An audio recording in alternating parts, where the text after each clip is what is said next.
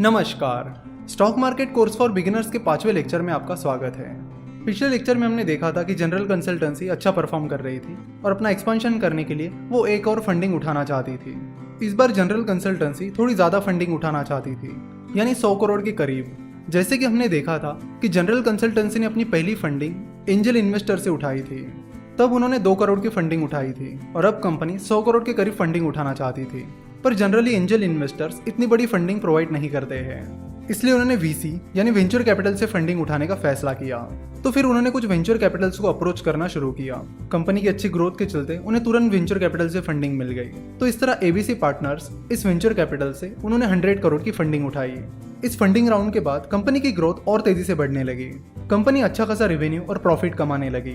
Company के अच्छे business के चलते जनरल कंसल्टेंसी का अच्छा नाम होने लगा और उन्हें अच्छे खासे कॉन्ट्रैक्ट्स भी मिलने लगे। कंपनी की इस ग्रोथ से विवेक और योगेश खुश थे, वो एंजल इन्वेस्टर भी खुश थे और वीसी एबीसी पार्टनर्स भी खुश था। अगले 2-3 सालों तक कंपनी की ऐसी ग्रोथ बरकरार रही। हाँ, बीच बीच में थोड़े अप्स एंड डाउन्स आए, लेकिन कंपनी ने उन्हें मैनेज कर लिया और अपनी इसी ग्रोथ को बरकरार रखने के लिए कंपनी और फंड रेज करने की प्लानिंग कर रही थी। इस बार कंपनी 1000 करोड़ रुपए की फंडिंग उठाने की प्लानिंग कर रही थी।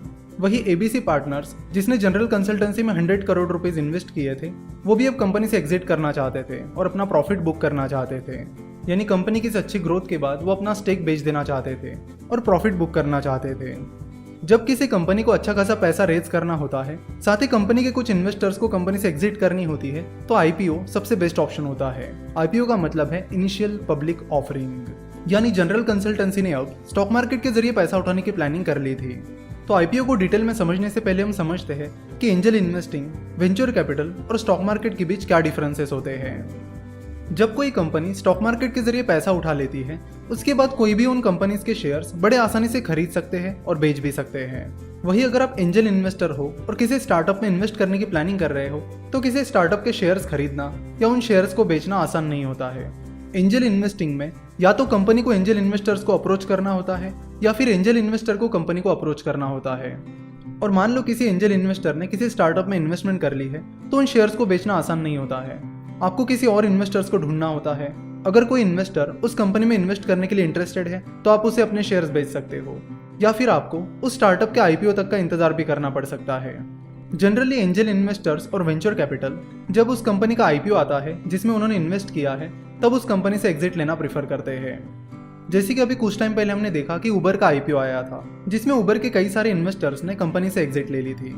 दूसरा डिफरेंस ये है कि एंजल इन्वेस्टर्स और वेंचर कैपिटल कंपनी में इन्वेस्ट तब करते हैं जब कंपनी अपने शुरुआती दौर में होती है, यानी जब कंपनी छोटी होती है। तो जब कंपनी छोटी होती है, तब कंपनी के पास ग्रोथ अपॉर्चुनिटीज काफी ज्यादा होती है, ग्रोथ की स्पीड भी ज्यादा होती है, but at the same time company fail होने के चांसेस भी बहुत ज्यादा होते हैं। तो अगर किसी एंजल इन्वेस्टर या वेंचर कैपिटल की इन्वेस्टमेंट सक्सेसफुल हो जाती है, तो वो उन्हें बहुत अच्छे रिटर्न देती है। वही जब कंपनी स्टॉक मार्केट में आ जाती है, तब तक कंपनी एक बड़े लेवल पर पहुंच चुकी होती है, जहां से बहुत ही कम कंपनीज एक्सपोनेंशियल ग्रोथ दिखाती है। यानी वहां से कंपनी जनरली उतनी तेजी से नहीं बढ़ पाती जितनी शुरुआती दौर में बढ़ पाती है। But at the same time जब तक कंपनी स्टॉक एक्सचेंज पर लिस्ट हो जाती है, तब तक कंपनी एक वेल सेटल्ड कंपनी बन जाती है, जहां से कंपनी के फेल होने के चांसेस कंपैरेटिवली कम हो जाते हैं, यानी कंपनी के शुरुआती दौर के मुकाबले कम हो जाते हैं।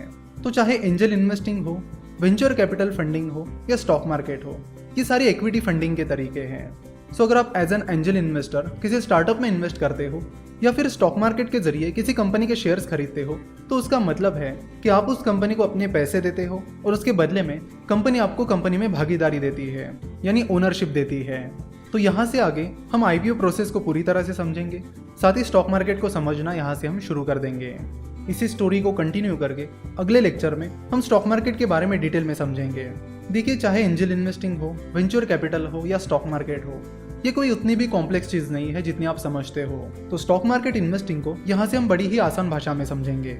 जैसे कि हमने देखा कि विवेक और योगेश की कंपनी जनरल कंसल्टेंसी ने आईपीओ के बारे में सोच लिया है, तो हम नेक्स्ट लेक्चर में देखेंगे कि आईपीओ होता क्या है, जनरल कंसल्टेंसी आईपीओ के लिए कैसे अप्लाई करेगी और कैसे वो स्टॉक मार्केट से पैसे उठाएगी।